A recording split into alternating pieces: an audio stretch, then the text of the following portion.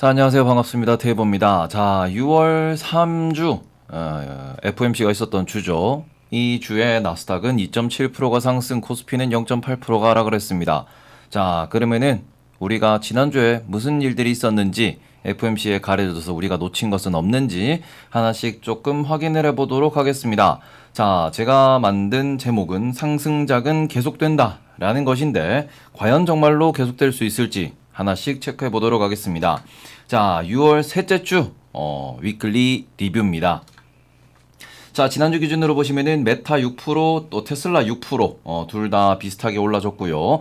마이크로소프트가 4.7% 상승을 했고, 아마존, 아니면은 구글, 아니면 애플 같은 경우에는 조금 상승세가 약했다. 그리고 엔비디아 같은 경우에는 10% 상승했지만, AMD는 AI 반도체를 발표했음에도 불구하고 3.8% 하락하는 모습을 보인 한 주였습니다. 자, 그리고는 유나이티드 헬스 같은 경우, 혹은 우리가 이제 보험주라고 부를 수 있는 저 섹터 같은 경우에는 유나이티드 헬스가 앞으로 실적이 안 좋을 수도 있다라는 전망치를 발표하면서 7% 하락하는 모습, 섹터가 전체적으로 빨간불이 들어왔다라고 보시면 좋을 것 같고요. 엑소모빌, 쉐보론 살짝 하락하는 모습, 나머지는 대체적으로 녹색불을 켜는 그런 모습을 보인 한 주였다라고 보시면 좋을 것 같습니다. 자, 이런 상황에서 S&P 500 한번 자리 좀 보도록 하겠습니다. 자, 4,400을 넘긴 모습이었고요.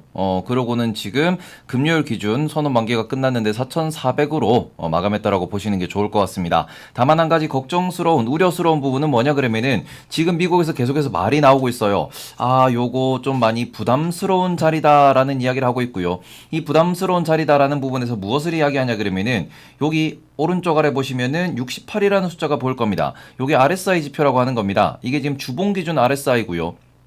70이 넘어가면은 과매수라고 부르고요. 30 밑으로 떨어지면은 과매도라고 부르는 요런 지표인데 지금 이 지표가 S&P 500 주봉 기준으로 68포인트까지 올라가 있는 상황입니다.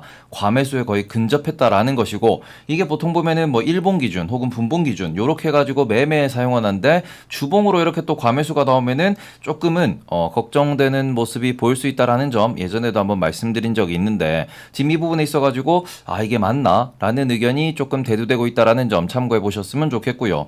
추가적으로 나스닥 같은 경우에는 주봉 기준으로 RSI가 지금 72까지 올라가 있는 상황입니다. 누가 보더라도 과매수 구간이라고 볼 수 있는 부분이고 이렇기 때문에 대형주들 중심으로 조정이 좀 나올 수 있다라는 이야기도 나오고 있다라는 점.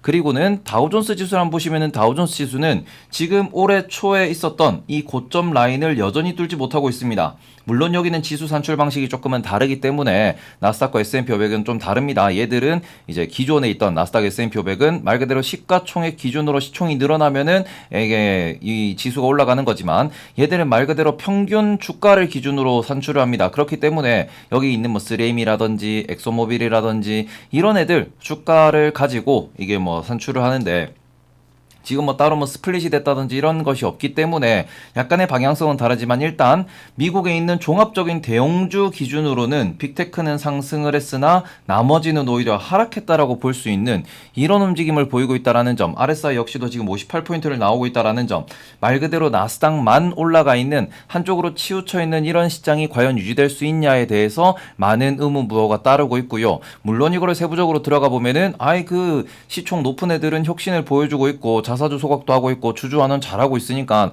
올라가는 게 당연하지 라는 이야기도 하지만 최근 들어서 애플에 대한 매도 보고서가 자꾸 나오고 있다라는 점도 조금은 깨름칙하다라는 것 기억은 좀 해주셨으면 좋겠습니다. 자, 그리고 러셀2000입니다. 러셀2000 같은 경우에는 보시면은 얘들은 RSI가 56입니다. 다우존스랑 비슷한 모습을 보이고 있고 연초 주가 기준으로 보시면 오히려 연초 우리가 2월 초에 있었던 그 고점 대비 오히려 밑에 내려와 있다라는 점, 그래서 이런 부분을 보시면은 지금은 중소형주가 조금 올라가는 모습, 다우존스에 대한 관심이 필요한 모습, 뭐 순환매라고 하면 그렇게 볼 수 있을 것 같고요. 그러고는 아니야 가는 놈이 더 가 라고 하면은 아무래도 AI 관련된 친구들이 더 갈 수 있다. 그래서 지금은 미국에서는 이렇게 정의하는 분들이 많습니다. AI 버블이 왔다. 근데 지금 AI 버블의 시작점이다라고 이렇게 이야기를 하고 있고요.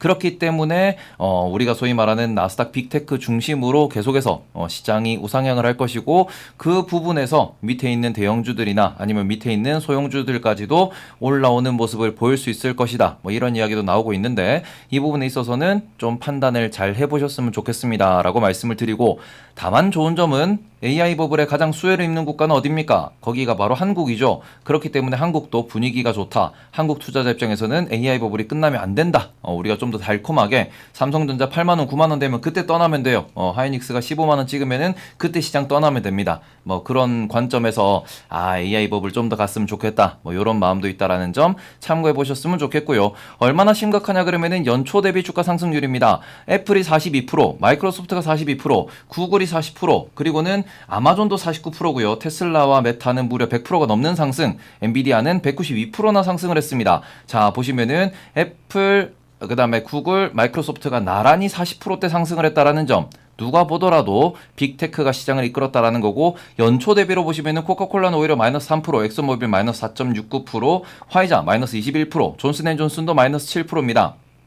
이렇게 놓고 보시면은 어느 정도로 지금 반도체, IT 혹은 AI 쪽으로 투심이 몰려 있는지 알 수 있는 대목이고, 이런 모습을 올해 내내 보였기 때문에 지금 거의 한 반년 동안 이렇게 움직임이 나눠졌기 때문에 시장에서는 오히려 못 오르니, 소위 말하는 다우존스 대형주 아니면은 뭐 러셀 2000에 있는 종목들, 아니면 좀 S&P 500에 속해 있는 요런 좀 제조업이라든지 필수 소비재 이런 쪽으로 관심을 돌려야 된다라고 말하는 분들도 계시고요. 아니야, 가는 놈이 더 갈 거야, 아직 AI 버블은 이제 시작일 뿐이다 라고 이야기하면서 빅테크나 반도체가 더 간다라고 표현하는 요런 의견으로 양분되고 있습니다. 공통점은 뭐예요? 빠진다는 얘기는 하지 않고 있다라는 점, 참 이게 아이러니하다라고 보셨으면 좋겠고요. 자, 그럼 지난주에 있었던 경제 지표들 다시 한 번씩 짚어보도록 하겠습니다. 자, 월요일 같은 경우에는 일본에서 공작기계 수주 데이터가 나왔습니다. 예전보다 지난달 보다 좀 더 감소하는 모습을 보였습니다. 요게 반등을 줘야 정말로 첨단 기업,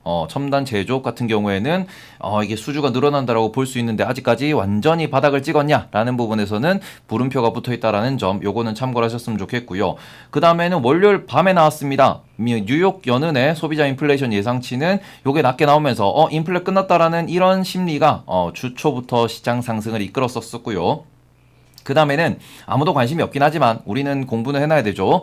현재 미국의 연방재정수지 예상보다 계속해서 적자가 늘어나고 있고요. 계속해서 마이너스가 나오고 있는 상태고요. 채권 발행이 많이 필요하다라는 점, 그렇기 때문에 이 부분에 있어가지고 아무래도 시장에서는 너네 괜찮냐 이런 거를 계속 물어보고 있다라는 점, 그리고는 계속 지금 그 이슈 중에 하나는 뭐냐 그러면은 올해 연말까지 1300조라고 하는 어마어마한, 말 그대로 1000빌리언, 1000빌리언이라고 하는 어마어마한 이 그 채권이 입찰 시장에 쏟아지게 될 건데, 이 부분에 있어가지고 이게 재정 수지에 감당이 되냐 아니면 또 적자가 더 쌓이냐, 그래서 대선 때까지 재정 수지를 맞추어갈 수 있느냐 이런 얘기도 나오고 있다는 점 참고 좀 해보셨으면 좋겠고요. 그 다음에 영국에는 실업률 4% 예상했지만 3.8%로 오히려 지난달 대비 내려갔습니다. 영국 경기 많이 걱정했는데 오히려 영국은 지금 데이터는 좋게 나오고 있다는 점 참감해보셨으면 좋겠고요.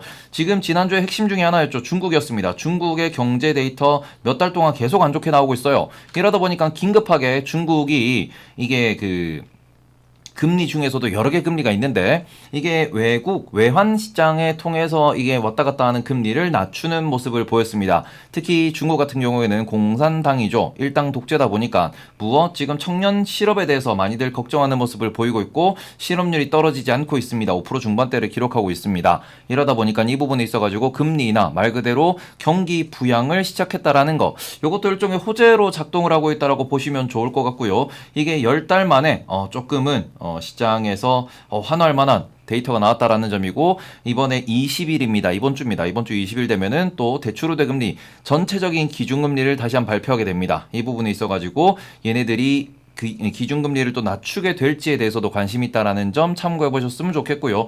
자, 다음으로는 화요일 날 나왔던 데이터입니다. 화요일 밤에 유럽에서 경기 동향, 경기 기대지수 나왔는데 경기 동향 지수가 무려 56.5 마이너스로 나왔습니다.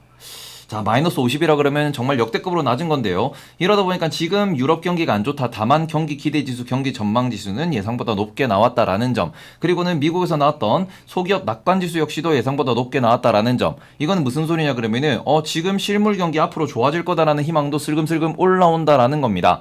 자, 지금 금리가 엄청나게 높은데 이 부분이 맞나 싶긴 하지만 아무래도 임금이 올라가고 있고 소비가 살아있다 보니까 이 부분에 있어가지고 시장이 크게 걱정은 안 하고 있다 정도로 보시면 좋을 것 같고요.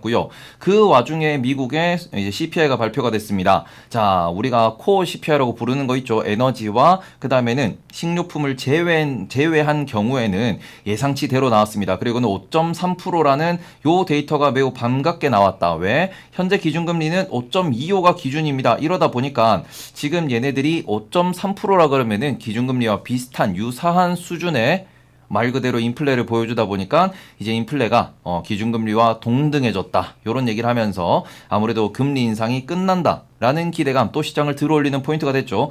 그리고는 우리가 에너지 그 다음에는 모든 것을 다 넣고 헤드라인 기준으로 봤더니 이게 전년 대비 4%까지 떨어졌습니다. 매우 낮게 나와주면서 지난달 같은 건 4.9%였어요. 예상치가 4.1%였는데 이거보다 더 낮게 나와주면서 오히려 시장은 FOMC 전부터 환호하는 모습을 보였었습니다. 다만 걱정스러운 거는 실질 임금은 여전히 마이너스 플러스 1, 마이너스 2, 플러스 0.1, 마이너스 0.1을 왔다 갔다 하고 있는 중이기 때문에 지금 어찌 보면은 인플레가 멈추면서 임금 상승도 이제 브레이크가 걸려야 된다. 그런데 우리가 지금 보고 있는 고용 데이터는 많이 완화되면서 이 부분에 있어가지고 정말 인플레가 끝난 거 아니냐라는 그런 희망이 올라오고 있다라는 점. 자, 그럼 이거를 깨부수면은 시장이 무너집니다. 무슨 소리겠어요? 임금이 계속 올라간다. 이러면은 걱정이 되는 거고요. 생각보다 고용이 빠르게 박살난다. 그러면은 조금 걱정이 되겠죠. 이런 부분에 있어서 지금 시장의 희망은 인플레 끝나간다. 우리는 곧 금리나 사이클에 갈 것이고 경기 침체가 심하지 않은, 경기 침체가 깊지 않은 상황에서 우리는 턴어라운드 할 수 있을 것이다. 이런 희망이 시장을 이끌고 있고 그러면서 다우존스나 러셀 2000까지도 상승하고 있다라는 점, 이 부분은 챙겨가셨으면 좋겠습니다. 자, 수요일날 뭐 중요한 데이터는 아니지만 대한민국 데이터들이 좀 나왔습니다. 일단 대한민국 실업률 2.5%입니다. 영국의 실업률도 매우 낮게 나왔고요. 그 다음에 우리나라 실업률도 매우 낮게 나왔습니다. 일단은 전 세계적으로 이게 뭐 크게 문제는 없다 이렇게 해석을 할 수 있을 것 같고요. 자, 그리고 우리나라의 수출 가격, 수입 물가 보면은 둘 다 하락하고 있습니다.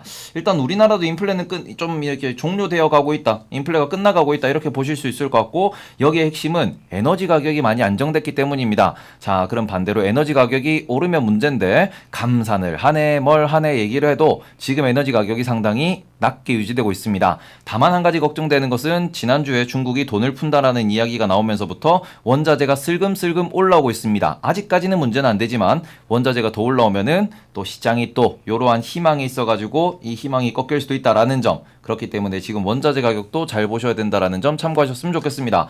자, 그 다음에는 레이 달리오가 되게 재밌는 이야기를 했습니다. 원래 캐시 이즈 트래시라는 말을 하면서 되게 좀 와닿는 말을 하신, 현금은 쓰레기다 이런 말을 하셨는데 이번에 뭐라 그랬냐 그러면은 트레저 말 그대로 채권 같은 경우에 아주 리스키하다라는 이야기를 했습니다. 부채 관련돼 가지고 미국이 아주 중대한 위협이 지금 다가오고 있다라고 이야기를 했습니다. 다만 주식이 베러 히어 이런 얘기 했는데요. 지금은 오히려 주식에 우리가 배팅해야 될 때다. 왜? 돈의 가치가 떨어지기 때문에 이 부분에 있어가지고 자산 가치는 올라간다라는 것이고 대표적인 자산 중에 하나가 주식이나 부동산이 되겠죠. 이러다 보니까 지금 우리가 인플레이션은 끝나지 않을 것이다라는 이야기를 좀 하시더라고요. 말 그대로 지금 우리가 아까 전에도 지금 그 인플레이션 CPI 기준으로 얼마 5.3%라고 말씀을 드렸고요. 기준금리 얼마 5.25 이렇게 말씀을 드렸습니다. 자, 이 상황에서 얘가 내려오더라도 얼마 3에서 4%가 유지가 될 것이다.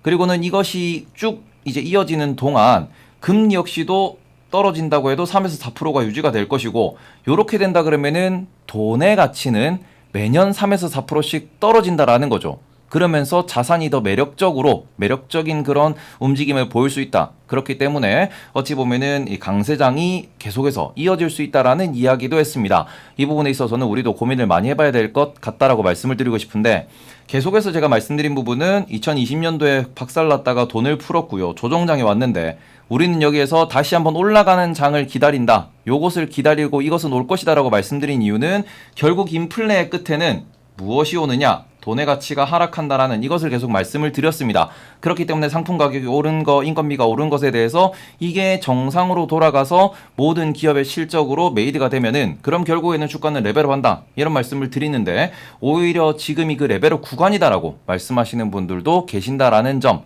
이 점도 참고를 하셨으면 좋겠습니다.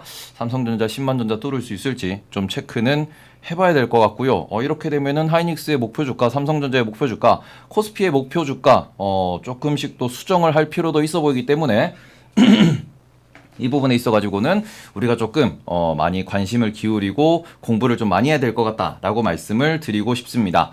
자, 다음으로는 수요일이었습니다. 미국의 모기지 금리는 살짝 떨어졌지만 여전히 6.7%고요. 그 다음에는 미국의 생산자 물가지수 많이 떨어졌습니다. 하지만 생산자 물가지수는 별로 중요하지 않아요. 패스. 자, 그 다음에는 미국의 금리가 동결됐습니다. 5.25로 동결이 되면서 이 부분에 있어가지고 시장이 매우 어찌 보면은 환호했다라고도 보실 수 있을 것 같고요. 아니면은 불확실성이 해소됐다라고도 볼 수 있을 것 같은데 일단 파월이 이런 이야기를 했습니다. 지금 어찌 보면은 그 작년에 엄청나게 빠르게 금리를 올리다 보니까 지금 연준위원들이 되게 많은 이야기를 하고 있는 게 작년에 올린 금리는 보통 금리라는 게 1년 뒤부터 6개월이나 1년 뒤부터 시장에 영향을 미친다. 요런 이야기를 하면서 1년 동안 금리를 올렸기 때문에 앞으로 우리는 1년 동안 관찰을 해야 된다. 요렇게 조금 발언하는 분들이 늘어나고 있습니다. 그러면서 금리를 더 올릴 필요가 없다. 아니다. 더 올려야 된다. 이런 이야기를 계속해서 하고 있고요. 파월 같은 경우에도 이번에 금리 인상 이거를 우리가 스킵이라고 표현을 할지 아니면 포즈라고 표현할지 되게 많이 걱정을 했는데요.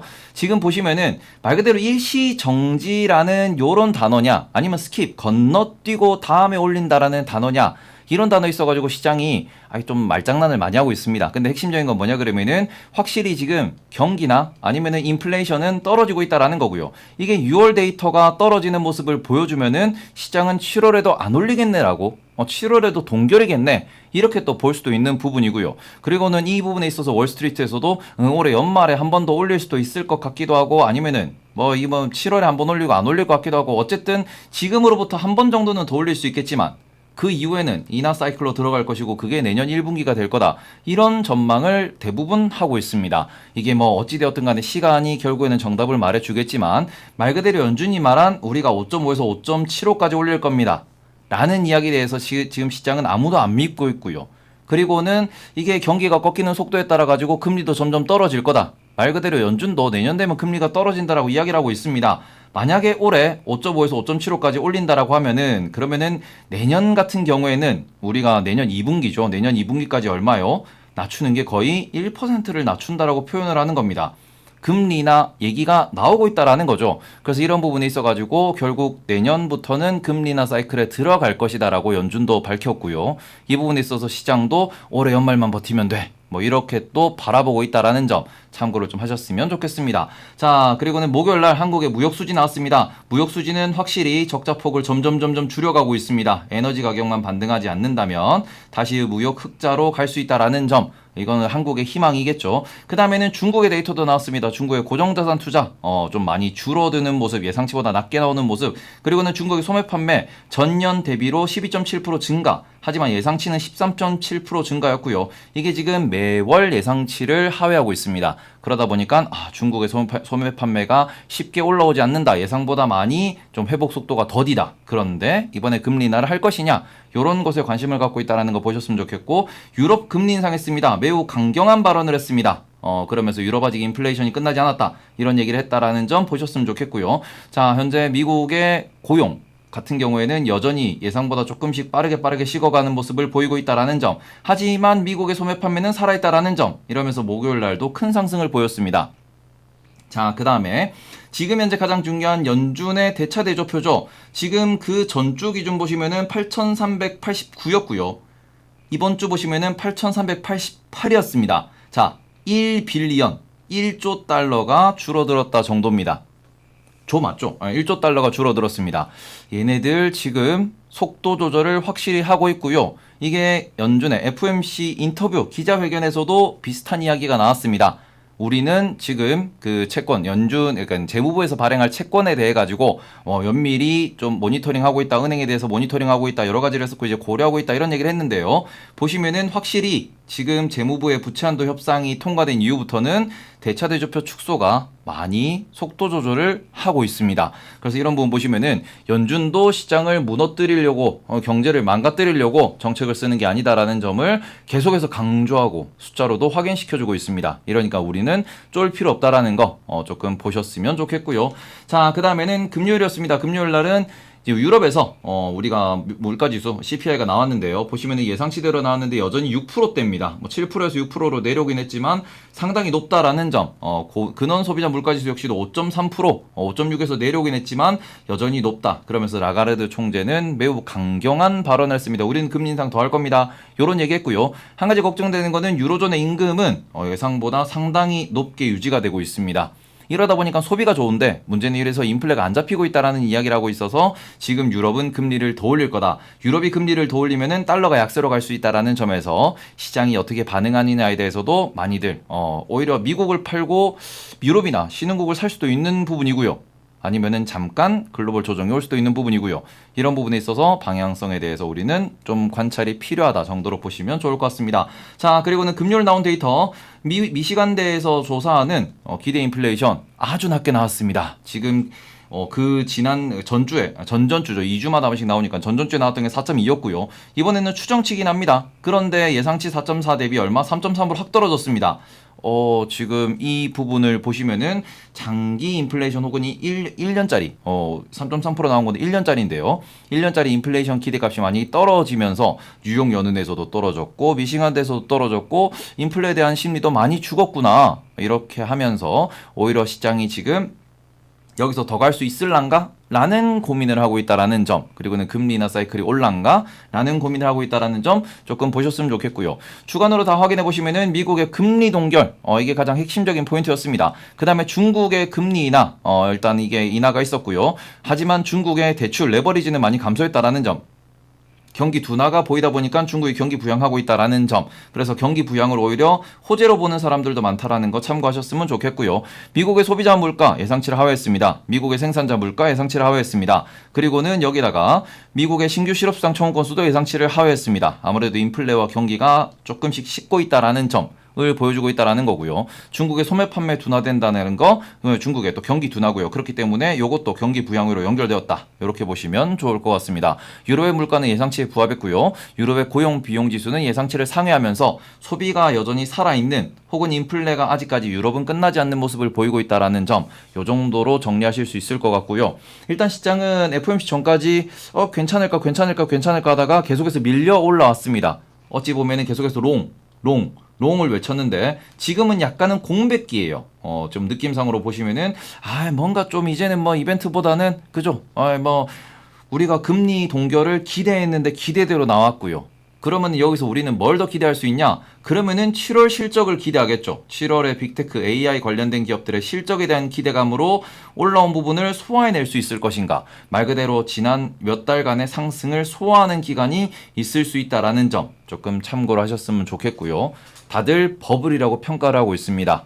그렇기 때문에 높다라는 건 맞아요. 높기 때문에 무서운 거고요. 그럼 여기에서는 무서운 만큼 어느 정도 약간은 차익 실현, 현금 비중 조절 정도로 접근하시면 좋을 것 같고, 그럼에도 불구하고 사이클의 고점은, 특히 우리나라는 사이클의 고점은 아직 안 왔다라는 점에서 지금도 분할 매수 늦지 않았다라고 말씀을 드리도록 하겠습니다. 자, 그러면은 길었던 FOMC 주간에 대한 슈퍼위크에 대한 리뷰는 여기까지 하고요. 바로 그 다음 주, 다음은 그죠? 중앙은행의 말말말에 대한 프리뷰 자료 바로 12시에 업로드하도록 하겠습니다. 그럼 다들 일요일 잘 보내시고요. 저는 테이버였습니다. 형님들, 누님들 모두 안녕.